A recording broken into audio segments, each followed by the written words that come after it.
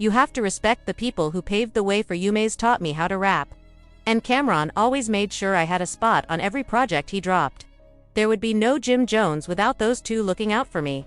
And I respect you for giving Mase his flowers, but as for me, I am not giving props to someone I love to hate because I am a hater by nature, and I stand on that. But seriously, do you really believe Pusha T deserves a spot on that greatest rappers list? That is exactly what set Jim off again. Pusha stared dead into that camera, like he was staring straight into Jim's soul, and hit him with that ruthless line about running from the spirit of repossession. Then comes the debate about the top 50 rappers of all time. What has Pusha really done to earn that spot, besides rapping about a life many believe he never actually lived? And the fact that he said all this right after the news broke about the bank allegedly taking Jim's house. That was cold, savage, and straight up brutal. Just when the tension seemed like it had hit rock bottom, Mase took the pettiness to a whole new level, rolling up with a giant bucket of popcorn. Sitting back like he was front row at a comedy special, watching the whole mess unfold. It was the ultimate troll move, dripping with disrespect. But what really cranked things up was Jim Jones' reaction. Instead of swallowing the L and moving on, Jim pulled a classic Jim move. He clapped back, not with a statement or a slick comment, but with a full-on freestyle, tossing subliminal jabs at both Pusha T and Mase. And if that was not enough, he hopped on Instagram, throwing shade left and right, refusing to back down. It was the textbook Jim response. When in doubt, double down and talk spicy. But if there is anyone who knows exactly how to knock Jim off his high horse, it is Mase and Cameron. These two know Jim's buttons better than anyone, and they are never shy about pushing them. Mase's popcorn stunt was just the latest example of how easily they can pull him into a public back and forth, and Jim always seems to take the bait. And while the back and forth with Mase and Cam stayed petty and personal, things took a darker turn when it came to Pusha T.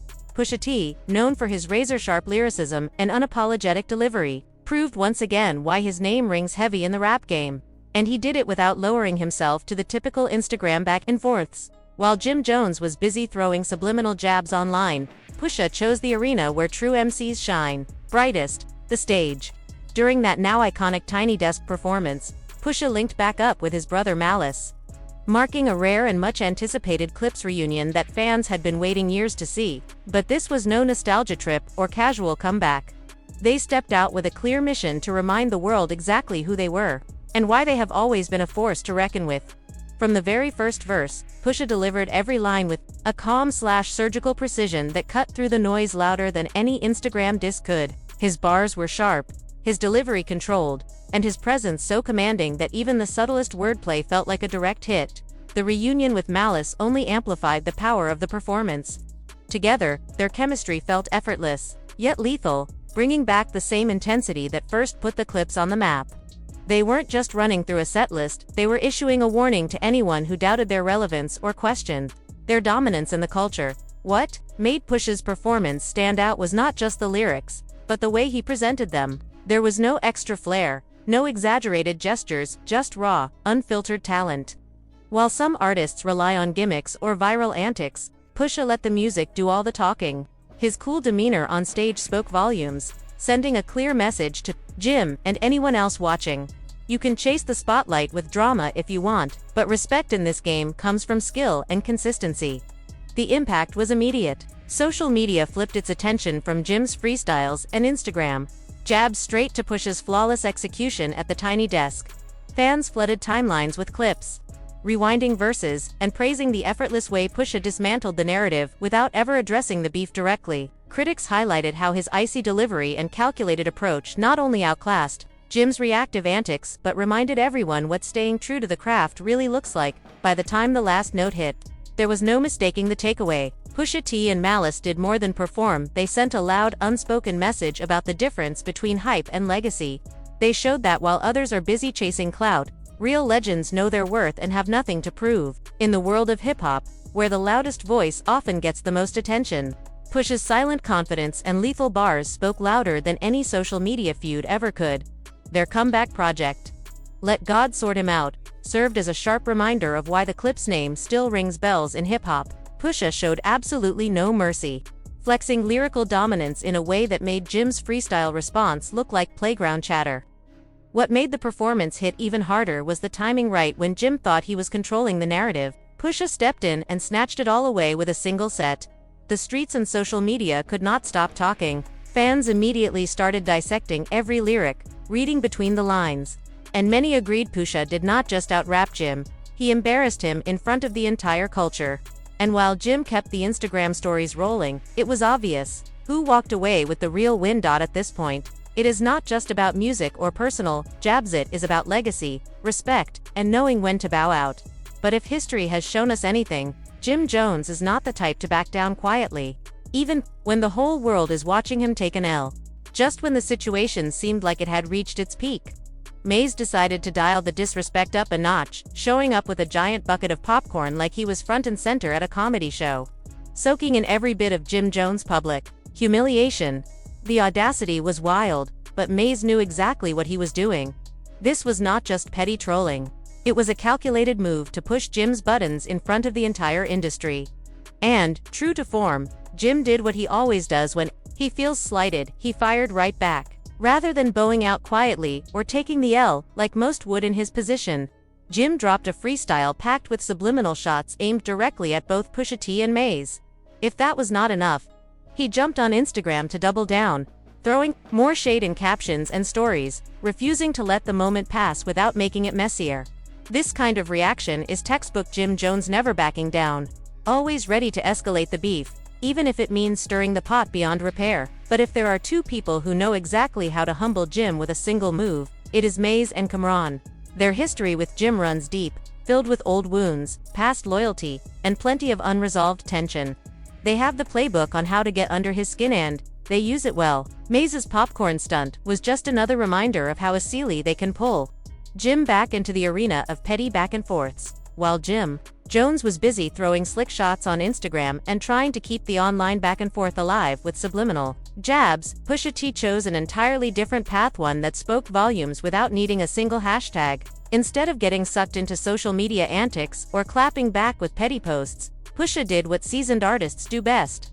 He picked up the mic, stepped on stage, and let his lyrical craftsmanship do all the talking. And the stage he chose was none other than NPR's now iconic Tiny Desk concert series, a platform known for stripping performances down to raw, authentic artistry. Pusha, alongside his brother Mase, reunited as the legendary duo Clips for a set that was less about flexing and more about making a statement. Their chemistry was still razor-sharp, their delivery polished yet cutting, and the wordplay dripping with the kind of precision that only years of experience can produce.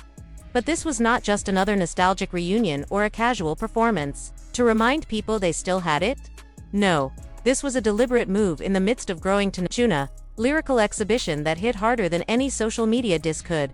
From the moment they opened with classics like Grindin', it was clear Pusha had come to remind both fans and critics exactly why his name rings bells in hip-hop circles. The way he maneuvered through his verses, lacing every line with double meanings and subtle jabs, showed a level of artistry Jim's Instagram rants simply could not touch.